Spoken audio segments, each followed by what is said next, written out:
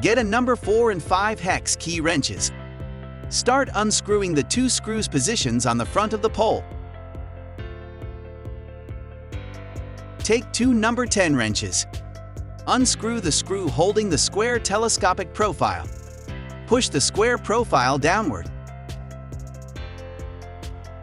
The opening mechanism comes out at the bottom of the pole. Take a number 7 hex key and a number 3 wrench to remove the screw.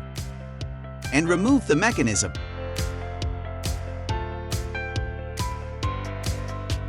Insert the new winch and do the reverse process.